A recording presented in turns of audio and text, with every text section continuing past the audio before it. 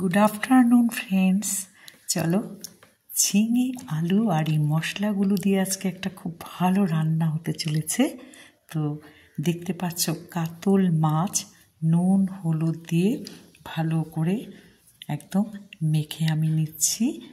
আর হালকা ঝিঙে আলু দিয়ে কীরকমভাবে কাতল মাছের ঝোল করলে এই গরমের মধ্যে খেতে সুস্বাদু হয়, তো সেই জন্যেই কিন্তু এই রান্নাটা আজকে আমি তোমাদের সাথে শেয়ার করতে চলেছি। চলো ভালো করে মাখিয়ে নিলাম নুন হলুদ।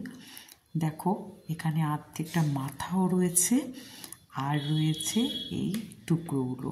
আমাদের বাড়িতে গরমের সময় কিন্তু হালকা মাছের ঝোল সবাই খুব পছন্দ করে। তো দেখো ফ্রাইং প্যানের মধ্যে সর্ষের তেল দিয়ে দিলাম, কারণ এই নুন হলুদ মাখানো মাছটাকে ভেজে নেব।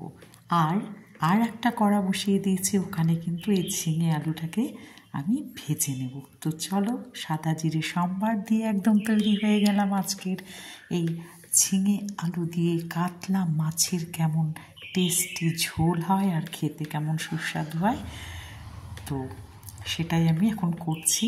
আলুটা দেখো এই জিরের মধ্যে ফোড়ন দিয়ে ভেজে নিলাম। আলুটা একটু ভাজা হতে দিয়ে দিলাম ঝিঙের টুকরোগুলো। ভালো করে ঝিঙের খোসাটাকে ছাড়িয়ে নেওয়া হয়েছিল। আর নুন দিয়ে ঝিঙে আলুটাকে ভেজে নেব। আর এই পাশের ফ্রাইং প্যানে আমি একে একে মাছের যে পিসগুলো ছিল সেগুলো কিন্তু আমি দেখো তেলের মধ্যে ফেলে দিলাম। খুব সুন্দর কড়া মতন করে ভেজে নেব। কড়া একটু হলে টেস্ট হবে ঝোলটা। আর ঝিঙের স্বাদ তো সবাই জানো, আর এটা ভীষণই কচি, সবেই উঠেছে বাজারে।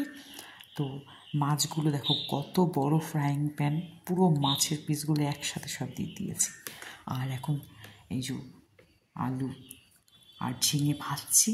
আর গুঁড়ো মশলার মধ্যে রয়েছে হলুদ গুঁড়ো, জিরে গুঁড়ো আর কাশ্মীরি লঙ্কার গুঁড়োটাকে একটু জল দিয়ে আমি ভিজিয়ে নিলাম।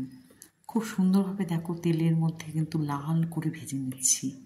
এপাশে একটা পাশ মাছের ভাজা হয়ে গেল। মাছটা কড়া করে ভাজলে ঝোলে দিলে কিন্তু ভীষণ টেস্ট হয়। আর দেখো বাটা মশলার মতন কিন্তু গুঁড়ো মশলাগুলো একদম কী হলো পেস্টের মতন হয়ে গেল। দেখো জল দিয়ে কিছুক্ষণ আগে আমি ভিজিয়ে রেখেছিলাম।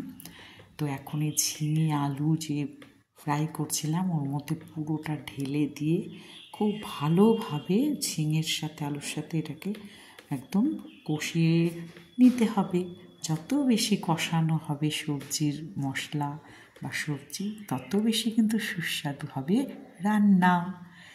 তো নানান রকমভাবে কাতল মাছ সবাই খাও, ঝিঙে আলু দিয়ে একবার কিন্তু রান্নাটি তোমরা কিন্তু দেখবে করে।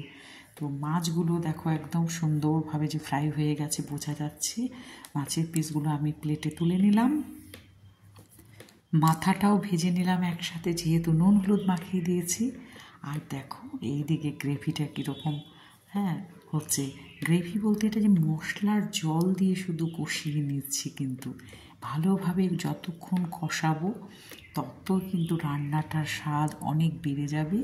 তো তোমরা এখন দেখতে পাচ্ছ তেলটা মশলায় একদম মিশে গেছে ঝিঙে আলুর সাথে, অর্থাৎ কষানো কিন্তু একদম রেডি। দিয়ে দিলাম অল্প এই 2 কাপ মতন জল, কারণ মাছ আর সবজি মিলে একটু সেদ্ধ হওয়ার ব্যাপার আছে। যেহেতু হালকা মাছের ঝোল সেহেতু জলটা তো পরিমাণ একটু দিতেই হবে। তো তোমরা কিন্তু তোমাদের ইচ্ছে মতো জল এখানে দিতে পারো, কেউ একটু বেশি কেউ একটু কম। তো ভাতটা যখন ঝোল দিয়ে মেখে খাবো, তো আমি এই রকম মাপেই কিন্তু জল দিলাম। রান্না দেখো গল্পে গল্পে কিন্তু তৈরি হয়ে গেল একদম হালকা অল্প মশলার মধ্যে। কাতল মাছটাও খুব ভালো পাওয়া গেছিলো। আর ঝিঙে আলু দিয়ে কি সুন্দরভাবে আমি রান্না করলাম, তোমাদের সাথে গল্প হয়ে গেল। তো ভিডিওটিতে এই রান্নার রেসিপিটি কেমন লাগলো বলবে। গরমকালে কিন্তু এভাবে আমরা নানান রকম সবজি দিয়ে, পটল আলু দিয়েও খেয়ে থাকি, সজনে আলু দিয়েও খেয়ে থাকি কাতল মাছ, রুই মাছ। আজকের রান্নাটি ভালো লাগলে কিন্তু লাইক কমেন্ট একটু শেয়ার করতেই পারো বন্ধুরা। আর একবার যদি কোনো দিন না এইভাবে রান্না করে থাকো, করে থাকতে পারো রান্না। টাটা বন্ধুরা, ভালো থেকো।